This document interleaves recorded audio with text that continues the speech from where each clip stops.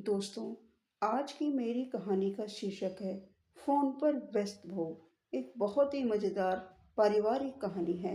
आज के समय में मोबाइल फोन हमारी जिंदगी का अहम हिस्सा बन चुका है, लेकिन जब फोन पर जरूरत से ज्यादा ध्यान दिया जाने लगे तो ये रिश्तों में दूरियां भी पैदा कर सकता है।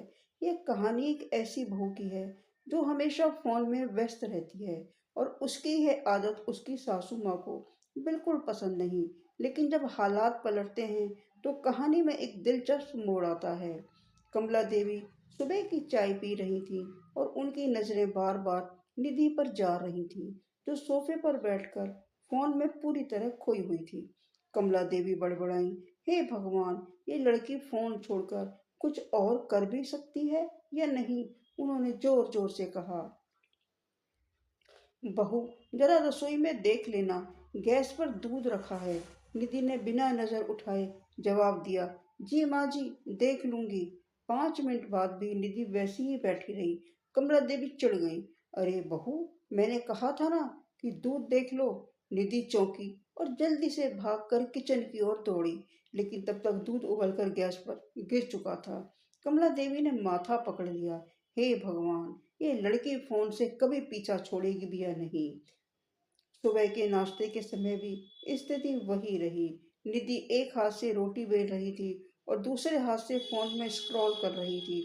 कमला देवी ने व्यंग्य किया, वाह भो, क्या हुनर पाया है तुमने, फोन भी चला रही हो और रोटी भी।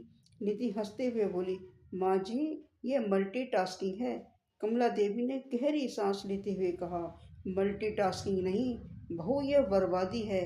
इस फोन ने आजकल की बहुओं को बिल्कुल बिगाड़ दिया है। तभी रोहित, निधि का पति, भी ऑफिस से लेट आया। उसने माँ और पत्नी की बातचीत सुनी और मुस्कुराते हुए कहा, अरे माँ, आप क्यों परेशान हो रही हो। निधि बस थोड़ी सोशल मीडिया की दीवानी है। कमला देवी ने नाराजगी से कहा, थोड़ा ही, ये लड़की तो बिना फोन के 1 मिनट भी नहीं रह सकती। रोहित ने मजाक में कहा, अगर निधि के फोन के बिना रहना होगा तो आपको भी बिना टीवी के रहना पड़ेगा। कमला देवी चौंक गई, अरे, मैं तो बस थोड़ा सा सीरियल ही देखती हूँ। निधि ने मुस्कुरा कर कहा, माँ जी, बस मैं भी थोड़ा सा ही फोन चलाती हूँ। अब कमला देवी निरुत्तर हो गई। अगले दिन निधि ने एक नई तरकीब सोची। सुबह निधि जल्दी उठी, घर के सारे काम निपटा लिए और फिर फोन को अपने साइड में रखकर बैठ गई। कमला देवी को अजीब लगा, अरे, आज फोन नहीं। निधि मुस्कुरा कर बोली, नहीं माँ जी, अब मैं बिल्कुल आपकी तरह बन गई हूँ। कमला देवी खुश हो गई, शाबाश बहू, अब तुम असली गृहिणी बन गई हो। लेकिन निधि का असली प्लान कुछ और था। उसने धीरे से कहा, माँ जी, पर मैं बोर हो रही हूँ, चलिए मैं आपको भी फोन सिखा देती हूँ। कमला देवी ने पहले मना किया, लेकिन जब निधि ने उन्हें व्हाट्सएप पर, यूट्यूब पर उनके पसंदीदा भजन और सीरियल दिखाए तो उनकी दिलचस्पी बढ़ गई। धीरे धीरे कमला देवी को भी फोन में मजा आने लगा।